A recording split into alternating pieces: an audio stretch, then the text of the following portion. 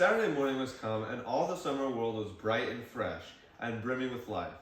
Tom surveyed the fence, and all gladness left him, and a deep melancholy settled down upon his spirit. 30 yards of board fence, 9 feet high. Life to him seemed hollow, and existence but a burden. Sighing, he dipped his brush and passed along the topmost plank.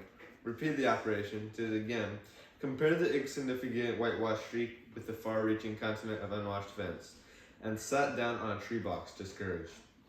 He began to think of the fun he had planned for this day, and his sorrows multiplied. Soon the free boys would come tripping along on all sorts of delicious expeditions, and they would make a world of fun of him for having to work. The very thought of it burned him like fire. At this dark and hopeless moment, an inspiration burst upon him. Nothing less than great, magnificent inspiration. He took up his brush and went tranquilly to work. Ben Rogers hove in sight presently, the very boy of all boys, whose ridicule he had been dreading.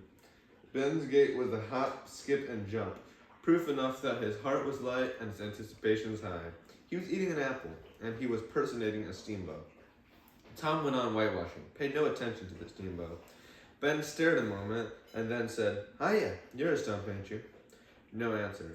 Tom surveyed his last touch with an eye of an artist, and then he gave his brush another gentle sweep, and surveyed the result as before. Ben ranged up alongside of him. Tom's mouth watered for the apple, but he stuck to his work. Ben said, "Hello, old chap, you got to work, eh?" Tom wheeled suddenly and said, "Why, it's you, Ben. I wasn't noticing." "Say, I'm going to swimming, I am.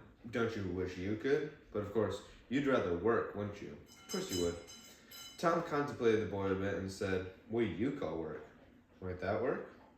Tom resumed his whitewashing and answered carelessly, "Well, maybe it is, maybe it ain't. All I know is, it suits Tom Sawyer." "Oh, come now.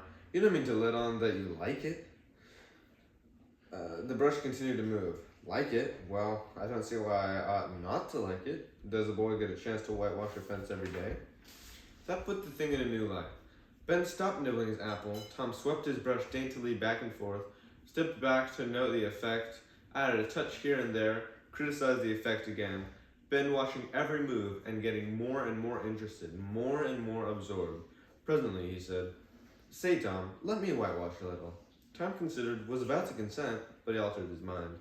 No, I reckon it wouldn't hardly do. Ben, you see, Aunt Polly's awful particular about this fence, right here on the street, you know. But if it was the back fence, I wouldn't mind and she wouldn't. Yes, she's awful particular about this fence. It's got to be done very careful. I reckon there ain't a boy in 1,000, maybe 2,000 that can do it the way it's got to be done. No, is that so? Oh, come now. Let me just try. Only just a little. I'd let you if you was me, Tom. Ben, I'd like to, honestly, but Aunt Polly, well, Jim wanted to do it, but she wouldn't let Jim. Sid wanted to do it, and she wouldn't let Sid. Now, don't you see how I'm fixed? If you was to tackle this fence, and anything was to happen to it, shucks, I'll be just as careful. Now, let me try. Say, I'll give you the core of my apple. Well, here, no, Ben, now don't, I'm afraid. I'll give you all of it. Tom gave up the brush with reluctance in his face, but eagerness in his heart. The retired artist sat on a barrel in a shade close by, dangled his legs, munched his apple, and planned the slaughter of more innocents. There was no lack of material. Boys happened along every little while. He came to jeer, but remained to whitewash. By the time Ben was tired out, Tom had traded the next chance to Billy Fisher for a kite in good repair, and when he played out, Johnny Miller bought in for a dead rat to swing it with. And so on, hour after hour. And when the middle of the afternoon came, from being a poor, poverty-stricken boy in the morning, Tom was literally rolling in wealth. He had had a nice, good, idle time all the while, plenty of company, and the fence had 3 coats of whitewash on it. If he hadn't run out of whitewash, he would have bankrupted every boy in the village. Tom said to himself that it was not such a hollow world after all.